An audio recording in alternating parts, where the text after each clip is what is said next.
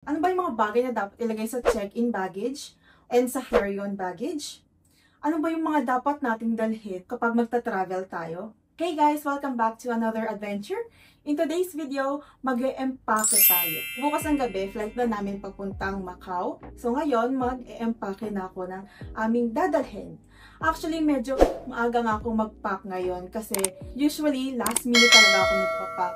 And ngayon, I wanna make sure na wala akong makakalimutan. Kaya, ngayon pa lang, mag-e-empake na ako para pag may nakalimutan ako, at least maalala ko siya bukas na mas maaga pa bago pa lang kami makarating ng airport. Okay, so before I start, I wanna share with you na hindi ako nag-check baggage. Yung check-in baggage, yun yung nagbabayad ka ng extra fee para sa iyong extra bagahe. Kasi usually sa mga airlines, depende naman to sa airlines, no? Pero usually talaga is 7 kilograms yung allowed for carry-on baggage or hand carry na baggage. So kung sa tingin mo, kulang sa'yo ang 7 kilograms, so pwede kang mag-add on ng baggage allowance. At yun nga yung check baggage. Ako and my fiancé, kami dalawa naman lagi yung magkasama sa mga travels namin. Usually hindi talaga kami nag-check baggage. Kaunti lang naman kasi dinadala namin mga damit and other things at kasya yan sa aming baggage allowance. Ang meron lang akong luggage is yung pang carry-on. Ang size niya ay ganito. Sa SM namin to binili. I forgot the price kasi matagal na namin tong binili eh. Mga nasa around, siguro wala pa siyang 2,000. If you're not sure kung yung maleta mo is pwede sa check baggage or sa carry-on baggage, you can ask them naman. Alam naman nila kung ano yung size ng pang carry-on lang. Isa lang ang dala naming maleta. Tig-isa lang kami actually. So tig-isa kami, isang maleta na. Kasing size lang nun, yung sa kanya, tsaka yung isa din sa akin. Pag carry-on naman, pwede naman up to 2 bags. Mas maliit nga lang yung isa. Isang maleta, tsaka isang mas maliit na bag. Ang pinakamatagal naming trip is 7 days. Pero usually, nasa around 4 days, 5 days lang. So, mga pang 4 to 5 days na damit lang yung nilalagay ko doon. Or pag 7 days, hindi pang 7 days. Ito nga pala, additional doon sa reason kung bakit hindi kami kumukuha ng check baggage or ng additional baggage allowance. Kasi, unang-una doon, ang reason talaga is kasya naman na yung gamit namin. At ayaw namin magdala ng sobrang daming gamit para sa short trip lang naman. Ikalawa, ayoko yung mga nararanasan ng ibang travelers. Ayoko maranasan yun, yung nawawala ng luggage or yung naiiwan yung luggage dun sa pinanggalingan. Ayoko nun. Ako pa naman, ayoko kasi yung mga gamit ko is nahihiwalay sa akin. Very, parang anak ba? Parang ganon ang turing mo dun sa mga luggage mo. Ayaw mong nawawala siya sa paningin mo. So, alam mo kung nasaan siya nakalagay. May ganon akong personality kaya ayoko nung iniiwan lang or binibigay sa iba yung aming luggage. Ikatlo, ayoko nang hinahagis-hagis lang yung baggage. Katulad ng nakikita ko sa iba, yung ginagawa doon sa iba, hinahagis lang yung luggage nila kasi nagagasgasan or worse, nababasag yung maleta. So, ayoko nang mangyari yun. Siyempre, ayaw mo namang umuwi ng basag-basag yung maleta mo. Yung very first time lang na nag-check baggage kami was when we were in Singapore. Hindi naman talaga kami nagkumuha ng baggage allowance. Kaya lang, wala kaming magawa. Kasi wala na kasing space doon sa overhead storage. Kaya, ino-offeran nila kami na i-check baggage na lang.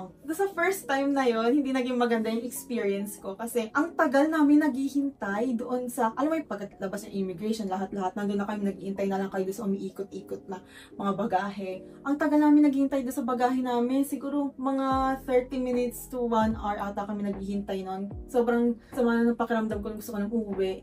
Eh syempre kapag wala ka namang check baggage, wala ka nang hihintayin kasi dala-dala mo na lahat.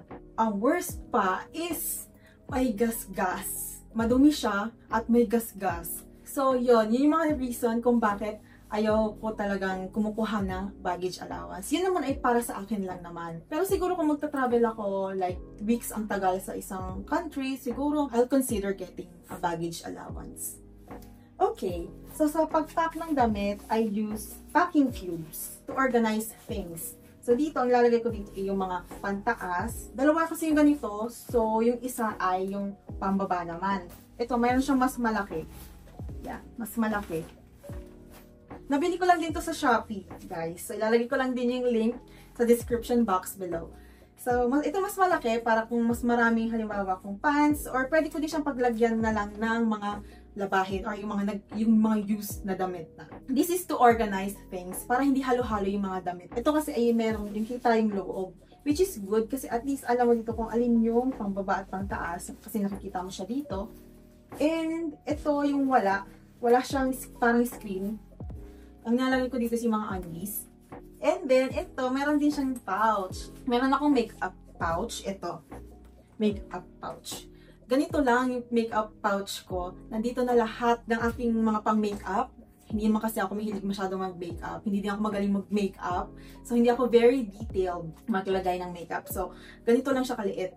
So, ang nilalagay ko lang dito usually yung mga basics lang. Like lipstick, yung mga pangkilay essentials, ganyan. Yun lang. Kasya naman siya lahat dito. And so, yung iba, halimbawa yung mga bottles, dito ko siya ilalagay. Pang shoes. I think pang shoes ito. Pero hindi shoes ang ilalagay ko dito. Siguro mga mini towels or handkerchief. Basta hindi ko siya lalagyan ng sapatos kasi, syempre, pag use na yung sapatos, mas ilalagay mo siya dito. So, madudumihan siya. Ayoko nun. So, yung sapatos ko, ilalagay ko lang siya sa plastic and then, saka ko siya ilalagay dito. Para pag use, okay lang kasi sa plastic lang siya nakalagay. Using packing cubes, ilalagay ko na siya isa-isa sa maleta. And then, I have maliit na bag para lang pag naglalakad-lakad. Pag yung mismong namamasyal ka na, mas maganda kasi ito maliit lang, hindi masyadong ayaw kasi magdala ng malaking bag masyado, ng mga pang-shoulder bag na masyadong malaki. Kasi syempre masakit sa balikat. Syempre maglalakad-lakad kayo habang namamasyal. So, hindi siya ideal for me. Ang mga nilalagay ko lang dito is yung passport. Kasi kailangan dalayin nyo yung passport. Kahit saan kayo pumunta, maglakad-lakad, kailangan nyo ng passport. Kasi merong mga stores, mga entrance sa mga pasyalan na hinihingi yung passport. Kasi yun yung parang pinaka-ID ninyo while nasa ibang bansa kayo. Ang nalagay ko dito is yung passport, and then yung pulbo, syempre, parang hindi tayo haggard.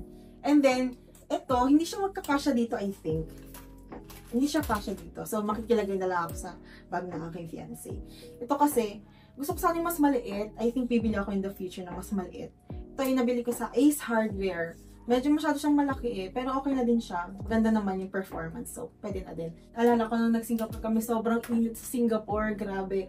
Tapos nung nag-Malaysia kami, sobrang init din talaga sa Malaysia. As in, yung konting lakad mo lang, pawis ka na kagad. Yung parang sa Singapore, parehas, talagang as in, ang lakas makahagard. So, naisip ko, magdala ng electric fan, portable fan. At ito, portable fan ay sa hand carry kasi ito ay powered by battery. Mga gamit natin na powered by battery dapat sa carry-on baggage. Hindi siya pwedeng sa check baggage. Tapos yung sunglasses, dapat lagi natin siyang dala habang naglalakad tayo kasi pagka mataas sa sikat ng araw, kailangan natin ng shades, protection sa ating mata. And then, lip balm, alcohol. Alcohol na yung maliit lang. Tsaka wallet na din. Siyempre, yung pinakamahalaga yung wallet. Yun yung mga nilalagay ko dito. Tapos, yun na yung binibit-bit. Ito ay nabili ko sa SM, sa department store. Anong brand ito? Nakalimutan ko na ito ng brand, pero sa SM ko lang siya nabili. Parang mura lang to. Hindi mo na ako nagbubag ng sobrang mahal. Pero yan, sa SM ko siya nabili. Ito, hairspray kapag magkukulot. Siyempre, hindi natin ito pwedeng dalhin kasi ito ay 250 ml. Ilalagay natin siya dito. Ito. Binili ko siya sa Shopee. So, ang laman ng kada isang ganito ay 50 ml. Palagay ko na lang din yung link sa description box below. Nasa 100 plus lang siguro to. Ilalagay ko na lang yung laman nito dito sa pang-spray. Ito, yung mga katulad ng sa lotion, ito pwede siyang ilagay dito. Yan, pwede to sa mga carry-on baggage na kagaya ng sa amin. Itong Cetaphil, hindi to pwede. Kasi 250 ml din to. Doon sa Singapore, bumili kami ng yung pinakamaliit niya. Hindi din pwede. Kinuha din nila. Kung hindi niyo pa mapapanood yung video yun, panoorin niyo siya dito. Kasi yung ginagamit ko sa mukha. So, wala akong magamit noon. So, bumili ako doon sa Watsons, doon sa Marina Bay Sands. And then, yung pinakamaliit na siya. Pero, lampas 100 ml pa rin. Expected ko naman na talaga yun, nakukunin talaga siya. And yun nga, kinuha nga siya. Lotion. Ito, 400 ml. So, hindi ko siya pwedeng isama sa ating carry-on baggage. So, ilalagay ko siya dito. And then, ang ating alcohol, 500 ml to. So, hindi din natin siya pwedeng ilagay sa carry-on baggage. Pero kung may checked baggage kayo, pwede yon, pwede to. Ito yung mga ganito, yung mga lampas 100 ml sa checked baggage. Pero for example, hanggang dito yung laman niya. So, wala nang 100 ml yon. Pero, ang lalagyan niya is ganito. Halimbawa, ganito kalaki. Tapos, ang laman niya is hanggang dito lang. Pwede ba yon sa hand carry lang? Ang sagot ay hindi. Kasi, ang tinitingnan nila ay yung container mismo. Yung capacity nito, ay more than 100 ml. Kahit ang laman niya is less than 100 ml. So, ayan siya guys. Pwede niya siyang lagyan ng label like this. Kaso, hindi ko na siya lalagyan ng label. Kasi, madali lang naman siyang i-distinguish. Iba kasi yung texture nito kaysa dito. Kilala ko na kung alin dyan yung Cetaphil at kung alin yung lotion ko. Ito is, isa lang naman siya yung spray.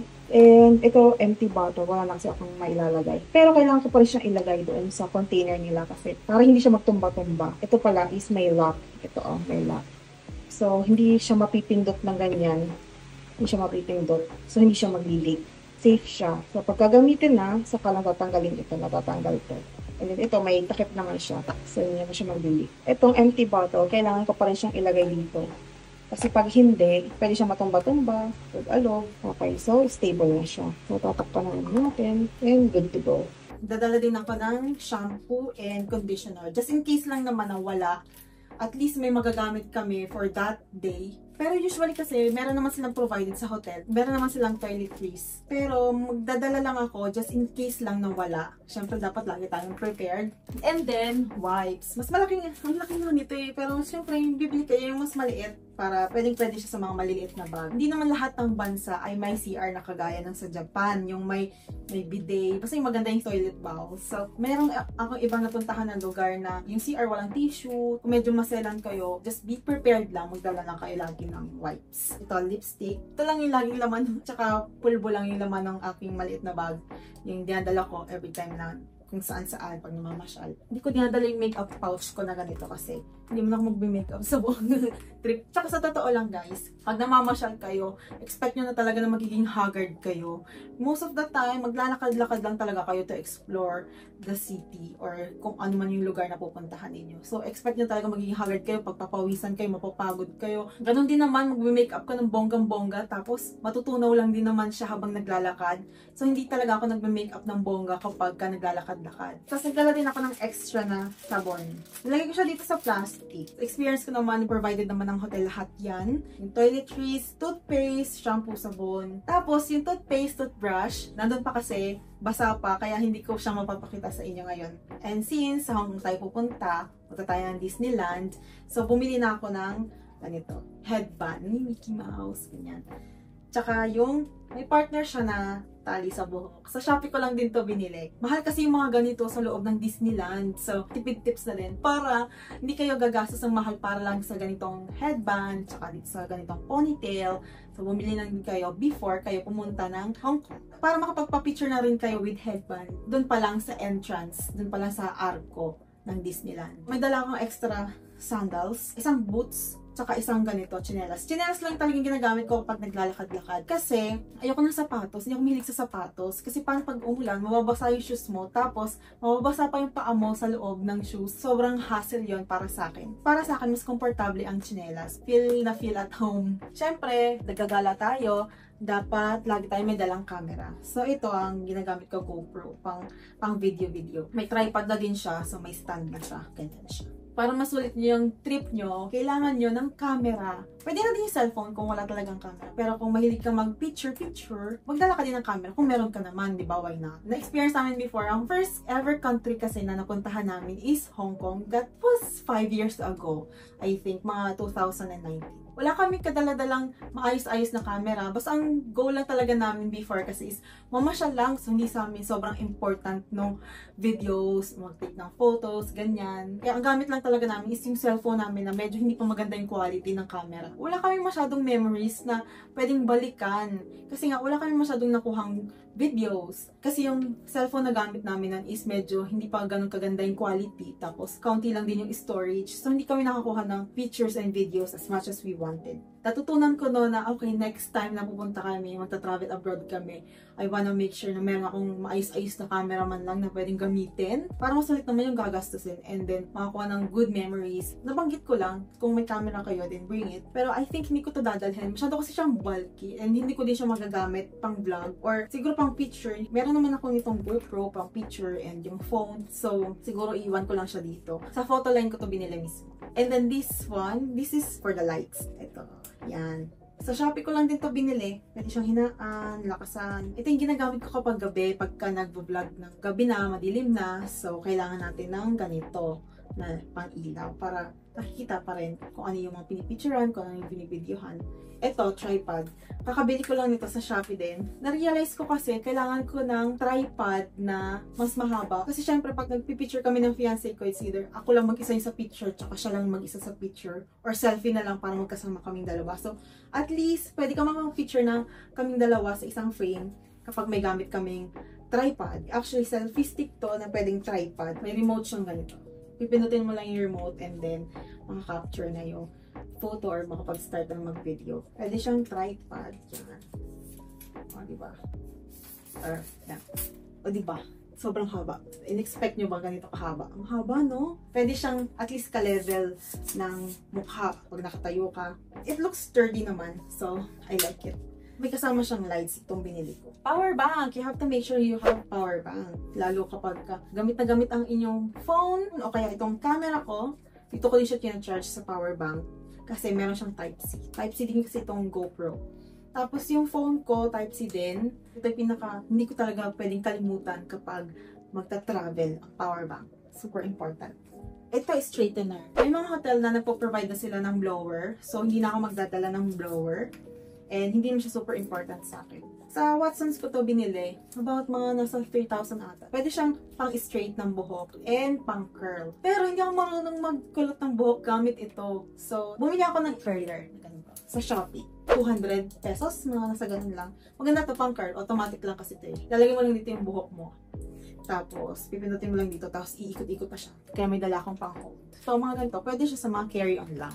And then, syempre, magdadala tayo ng Apple Watch para monitored ang health natin. Lalo maglalakad tayo ng maglalakad. And then, syempre, extra relo para pagka nalobat yung Apple Watch, edi, meron tayong extra gagamitin. Mahalaga lang talaga sa akin na may relo ako para lagi ko na nakikita ko anong oras na. Ito, ano siya, dual purpose charger. So, dito yung phone, yung may MagSafe na case na phone, and then dito yung AirPods. I don't know sa ibang AirPods ha, pero ang AirPods ko kasi ay AirPods Pro 2. Gumagana siya dito, pagka nilagay mo siya dito. Sa Shopee ko din to binili. Ang brand dito ay Ugreen. Lalagay ko yung link sa description box. Maliit lang siya o ganito lang siya kalaki. Para hindi na kayo magdadala ng maraming wires. Tapos pwede kayo mag-charge 2 devices at a time. Dito ko nilalagay yung aking charger, yung wires, Apple Watch, or itong AirPods, dito ko dito nilalagay. Sa chargers naman, ito, pang-charge ng Apple Watch. Ito, pang-charge ng phone. Pwede namang hindi ko din to dalhin, pero just to make sure, kung dadalhin ko to, pwedeng hindi ko na din to dalhin. Magkaiba kasi yung cable nito ng AirPods Pro 2. Ito yung lightning cable. Iba siya dun sa cable ng aking iPhone. Sa iPhone ko kasi is Type-C na. Ito, bago ko makalimutan, payong. Ito, I bought this a long time ago kasi gusto ko ng maliit na payong lang. Kasi syempre ano yung mainit dito sa Pilipinas. So, bumili ako ng maliit na payong before para kasya-kasya sa bag ko. And then, ideal siya na dalhin natin pag nagta-travel tayo abroad. Para pagka, in case umulan, may payong tayo, hindi tayo may stock sa isang lugar lang at maghihintay ng tumila ang ulan, at least meron tayong payong. And maliit lang siya ha. Tingnan nyo, ganito lang yung size niya. Pang travel talaga. Kaya, kasyang-kasya siya dito sa ganito kaliit kong bag. Dahil sa Hong Kong nga pala tayo pupunta, natatandaan ko noon, bumili pa kami ng adapter. Kasi yung iba yung saksakan nila sa saksakan natin dito. Diba sa atin dito is dalawa lang yung butas ng mga saksakan natin. Sa kanila kasi is tatlo. Ganito yung mga dapat sinasaksak dun sa kanila. So, before nun, bumili pa kami dun sa Chungking Mansion nun. Para lang magamit namin yung mga saksakan nun at makapag-charge kami. So, ngayon, magdadala ako ng ganitong extension. Ito binili ko din sa Shopee a long time ago na. Marami siyang saksakan. May saksakan siya ng pangdalawahan. Ang maganda dito kasi marami ka nang pwedeng isaksak. May ibang hotel kasi na kakaunti lang talaga yung outlet nila. May na-check-inan kaming hotel na parang isa lang. To make sure na ma-charge nyo lahat ng kailangan ninyong i-charge, magdala na din kayo ng extension. Lalo kung hindi ka naman solo traveler at may mga kasama kang friends, tapos sa room ninyo isa lang yung saksakan, at least meron kayong extension na pwedeng pagsabay-sabayin yung pag-charge ninyo ng devices nyo. Wag na wag natin kakalimutan ay ang passport. I remembered, Malaysia yon. Pupunta kami ng Malaysia. Dahil nga, last minute ako laging mag-pack ng things. Ito yung nakalimutan ko, as in binalikan ko pa talaga. Buti lang naalala ko siya nung nasa daan na kami. Kasi, ay nakalimutan ko yung passport ko. Buti na lang talaga Kasi alam mo na malayo yung panggagalingan namin. Galing pang Batangas. Tapos, makakalimutan mo yung passport mo, di ba? Parang, okay, hindi biro ang biyahe from Batangas. So, ito na yung final look. So, ito yung extra eco bag. Nagdala ako. And then, nandito yung boots ko. May space pa kasi dito. So, sinama ko na din siya dito. And then, ito yung mga damit. Yung OOTD ko. Ito yung undies. Ito extra to. Manipis lang naman siya eh. So, carry lang. Ito naman para sa mga used na damit. And then, ito lang sa ilalim. Ito yung pambahay. And yung mga ibang extra na damit. Kasi, hindi ako nagdadala ng damit like OOTD na sakto lang. Laging may extra yan. And then, nasa ilalim nito, ito yung ponytail na Mickey Mouse. And then, yung hairband. Tsaka isa ko pang hairband. So, nandito lang siya sa maleta para hindi siya, doon kasi sa isang bag, pwede siyang magalaw-galaw. So, baka maputol. So, dito na lang. Naka-straight lang siya dyan. Dito naman sa bag na to, ilalagay ko yung ibang gamit na hindi ko mailalagay sa maleta. Katulad ng mga pinakita ko sa inyo kanina. Yung umbrella, yung makeup, yung curler, straightener, chargers, extension. So, that's all for travel essentials. So, tara na sa airport.